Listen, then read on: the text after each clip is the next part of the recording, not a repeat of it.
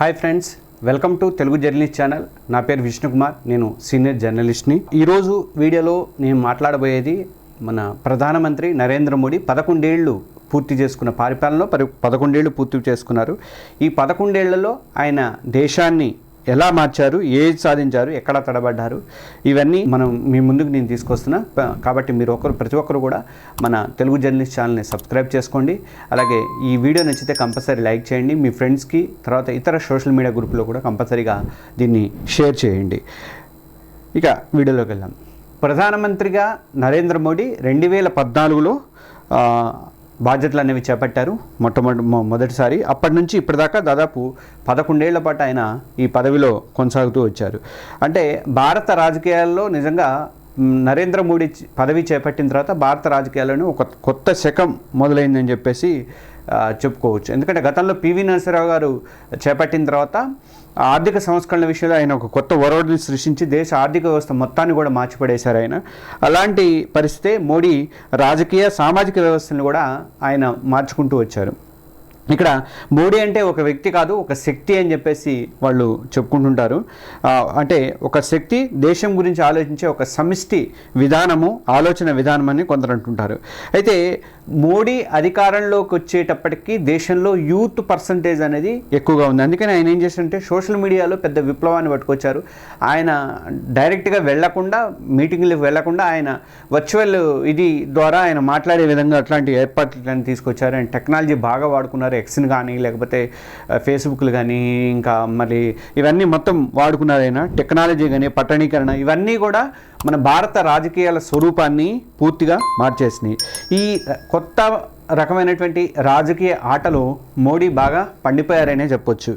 Social మీడియాని ఎలా వాడుకోవాలి, ప్రజల మనసులు ఎలా గెలవాలి, ఆయనకి బాగా వంటబట్టింది, వర్కౌట్ అయింది కూడా.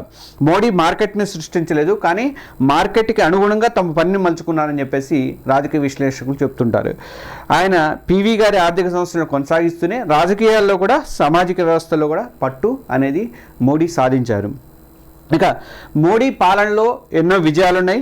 అవేంటంటే డిజిటల్ ఇండియా కానీ, తర్వాత మేక్ ఇన్ ఇండియా కానీ, స్వచ్ఛ భారత్ కానీ, ఇలాంటి కార్యక్రమాలు ఒక దేశంలో ఒక కొత్త ఉత్సాహాన్ని, ఒక మార్పుని తీసుకొచ్చాయి. ఈ విషయంలో మోడీ మార్కు అనేది అక్కడ స్పష్టంగా కనిపించింది.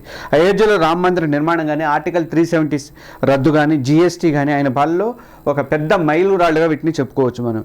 వీటితో పాటే మోడీ మీద కొన్ని విమర్శలు కూడా ఉన్నాయి. ఆ విమర్శలు ఏంటంటే పెద్ద నోట్ల రద్దు వల్ల ఆర్థిక వ్యవస్థ కొంత చిన్నాభిన్నమైంది, అస్తవ్యస్తమైంది. అలాగే మన ప్రజలు కూడా చాలా ఇబ్బందులు పడ్డారు. ఇంకా రైతుల సాగు చట్టాల మీద నిరసనలు బాగా కొనసాగినాయి. అలాగే రాఫెల్ ఒప్పందంలో అవకతవకలు జరిగినాయి అని చెప్పి ఆరోపణలు వచ్చినాయి. తర్వాత పెగాసిస్ నిఘా సాఫ్ట్వేర్ని ఇజ్రాయిల్ నుంచి తీసుకొచ్చి ప్రతిపక్ష పార్టీల మీద ఉపయోగించారని చెప్పేసి ఒక టాక్ వచ్చింది. తర్వాత జిఎస్టీ అమలులో కూడా ఇప్పటికీ ఇంకా సమస్యలు ఉన్నాయని అంటారు. ఇలా ఇవి కాకుండా ఇంకా కరోనా సమయంలో కొంచెం బాగానే ట్యాకిల్ చేశారు నిజంగా, వాస్తవం చెప్పాలంటే. అయినప్పటికీ కూడా దేశం కొన్ని తీవ్రమైనటువంటి సవాళ్ళని ఎదుర్కోవాల్సి వచ్చింది. కొంతమంది మన పక్కన జీవించే వాళ్ళని, మన కుటుంబ సభ్యుల్ని, మన అన్నదమ్ములు కూడా మనం కోల్పోవాల్సిన పరిస్థితి అయితే వచ్చింది. ఇక పెట్రోల్ డీజిల్ ధరలు తగ్గకపోవడం ఒకటి, తర్వాత రూపాయి మారక విలువ అంతకంతకి పడిపోవడం ఒకటి, ద్రవ్యోల్బణం పెరగటం ఒకటి, ఇలాంటివన్నీ కూడా మోడీకి నెగిటివ్ పాయింట్స్గా వీటిని మనం అనుకోవచ్చు అంట. ఒకటి, బలమైన నాయకులు జాతీయవాదాన్ని తమ బలంగా మార్చుకుంటారు, తాము దేశం కోసం పనిచేస్తున్నామని జనం నమ్మేలా చేస్తారు అని చెప్పేసి బ్రిటిష్ జర్నలిస్ట్ అయినటువంటి గిడియన్ రాక్మన్ అన్నారు. మోడీ గారి విషయంలో ఇది నిజమే అనిపిస్తుంది. ఎందుకంటే ఆయన చుట్టూ ఒక వ్యక్తిగతమైనటువంటి ఆకర్షణని, అంటే మోడీ మేని అని ఆయన పట్టుకొచ్చారు. ఆయన మాటలు కానీ, ప్రసంగాలు కానీ జనంలో బాగా వెళ్ళిపోయినాయి, జనంలోకి బాగా ఉత్సాహాన్ని నింపుతాయి. మోడీ గారు ఒక ఛాయ్వాలా నుంచి ఒక ప్రధానమంత్రి దాకా ఎన్నికయ్యారు. ఆయన కష్టం, ఆయన దేశభక్తికి అది నిదర్శనం అని చెప్పేసి ఆయన అభిమానులు అంటుంటారు.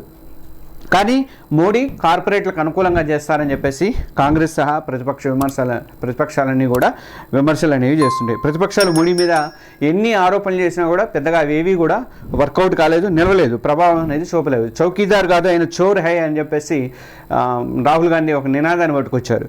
ఆయన నినాదాన్ని పట్టుకొచ్చినప్పుడు అది కూడా జనంలోకి వెళ్ళలేదు. అదానీ మీద, అంబానీ మీద ఆయనకి ప్రేమ ఎక్కువ, వాళ్ళకి ఎక్కువ కట్టబెడుతున్నాడు అని చెప్పేసి ఆరోపణలు చేశారు. అది కూడా పెద్దగా వర్కౌట్ అనేది కాలేదు. ఇక నిరుద్యోగము, ధరల పెరుగుదల, ఆర్థిక అసమానతల గురించి ప్రతిపక్షాలు ఎంత మాట్లాడినా కూడా జనంలోకి అయితే ఇప్పటి వరకు వెళ్ళలేదు. జనం మనసు కూడా వాళ్ళు మార్చలేకపోయారు. ఇక రాహుల్ గాంధీ ఇటీవల మహారాష్ట్ర ఎన్నికల్లో రిగ్గింగ్ జరిగింది, మహారాష్ట్ర ఎన్నికల్లో వన్ సైడ్ మొత్తం చేసుకున్నారు, వాళ్ళే నకిలీ ఓట్లు చేసుకున్నారు అని చెప్పేసి బీజేపీ అక్రమాల నుంచి మాట్లాడుతున్నారు. ఇప్పుడు బీహార్లో కూడా అలాంటి పరిస్థితి ఎదురవుతుందని చెప్పేసి ఆయన చెప్తున్నాడు. కానీ దాన్ని కూడా అంటే వీళ్ళు ఎట్లా అంటే ఇప్పుడు తెలంగాణలో గెలిచింది కాంగ్రెస్, తెలంగాణలో గెలిచినప్పుడు రిగ్గింగ్ జరిగింది, లేకపోతే ఈవీఎంలో మార్చేస్తారని చెప్పేసి మాట వాళ్ళు ఎందుకు అనలేదు, కర్ణాటకలో ఎందుకు అనలేదు, ఒక వాళ్ళకి ఇష్టమైనటువంటి ఏదో ఒక కొన్ని రాష్ట్రాలను ఇలాంటి ఆరోపణలు చేస్తున్నారు ఏంటి అనే ఫీలింగ్ జనంలో ఉంది. దాన్ని ప్రూవ్ చేయాల్సిన బాధ్యత ప్రతిపక్షాల మీద ఉంది కాబట్టి ఆ ప్రూవ్ చేసుకోలేకపోతున్నారు. కాబట్టి దానికి తగ్గట్టుగా వాళ్ళు మోడీని ఎదుర్కోలేకపోతున్నారు. ఇక మోడీ విఫలమైన విజయవంతమైనా సరే ఆయన ఆలోచన విధానం మాత్రం ప్రజల మనసుల్లోంచి తొలగిపోలేదు అని పొలిటికల్ అనలిస్టులు చెప్తుంటారు. ఆయన ప్రధానమంత్రిగా ఎన్నాళ్ళు ఉంటారనేది ముఖ్యం కాదు, ఆయన ఆలోచన విధానాన్ని మించినటువంటి ఆలోచన ప్రతిపక్షాలు పట్టుకొస్తే అలాంటి తెలివితేటలు కనుక రాహుల్ గాంధీకి కానీ, మిగతా మమతా బెనర్జీ కానీ, మిగతా వాళ్ళకి కానీ, స్టాలిన్ కానీ ఇలాంటి వాళ్ళకు ఉంటే వాళ్ళ అప్పుడు ఓవర్కమ్ చేయడానికి, మోడీని ఓవర్కమ్ చేయడానికి అవకాశం అనేది ఉంటుంది. ఇంకా మోడీ త్వరలో 75 ఏళ్ళు పూర్తి చేసుకోబోతున్నారు. ఈ సమయంలో బీజేపీ ఇంకా దీనికంటే ముందు ఇంకొక మాట కూడా చెప్పుకోవాలి. ఆపరేషన్ సింధూర్ ద్వారా మోడీ యొక్క ప్రతిష్ట ఇంకా పెరిగింది. ప్లస్ ఈయన కొంతమందిని ప్రతిపక్ష ఎంపీలు కానీ, అధికార పక్ష ఎంపీలు కానీ కొంతమంది తీసుకెళ్ళి వాళ్ళని అక్కడికి పంపించారు, విదేశాలకు పంపించి మన వాణిని అంటే పాకిస్తాను ఉగ్రవాదంగా ఎలా అవుతుంది అని చెప్పేసి మన వాణిని వినిపించగలిగారు. ఇలాంటి ప్రయత్నాలు కూడా కొంచెం మోడీ చేయగలిగారు. అయితే మోడీ త్వరలో 75 ఏళ్ళు పూర్తి చేసుకోబోతున్నారు. ఈ సమయంలో బీజేపీ ఆయన 11 ఏళ్ల పాలనని హైలైట్ చేస్తుంది, బాగా పెద్ద ఎత్తున ప్రచారం చేస్తుంది. ఇప్పటికే సర్వేలు కూడా, నమో యాప్లో సర్వేలు కూడా స్టార్ట్ అయిపోయినాయి. నన్ను భగవంతుడు ఒక లక్ష్యం మీద, ఒక లక్ష్యంతో ఈ భూమి మీదకు పంపాడని చెప్పేసి తరచుగా మోడీ చెప్తుంటారు. ఆయన ఒక వ్యక్తి కాదు, ఒక శక్తిగా, ఒక ఆలోచన విధానంగా ఇప్పుడు మోడీ అనేది మారిపోయింది. ఆ మోడీ పేరు అనేది అలా మారిపోయింది. మోడీ పాలన 11 ఏళ్ళు పూర్తి చేసుకున్న సందర్భంగా తెలుగు జర్నలిస్ట్ తరపున నేను ఒక సీనియర్ జర్నలిస్ట్గా, విష్ణుకుమార్ నా పేరు, ఒక సీనియర్ జర్నలిస్ట్గా నేను ఒక కంగ్రాట్స్ అనేది చెప్తున్నాను. ఆ బీజేపీ కానీ, ఎన్డీఏ పార్టీలకు కానీ, మోడీ గారికి కానీ వాళ్ళందరికీ కూడా చెప్తున్నాను. ఈ 11 ఏళ్లలో మోడీ దేశాన్ని ఎలా నడిపించారని మీరు అనుకుంటున్నారు? మీ అభిప్రాయం ఏంటి? మీలో ఆయనలో ఉన్నాడు పాజిటివ్స్ ఏంటి, నెగిటివ్స్ ఏంటి అన్నది మీ కామెంట్స్ రూపంలో తెలియజేయండి. కంపల్సరీగా మన ఛానల్ని సబ్స్క్రైబ్ చేసుకుని బెల్ ఐకాన్ నొక్కండి. అలాగే ఈ వీడియోని లైక్ చేయండి.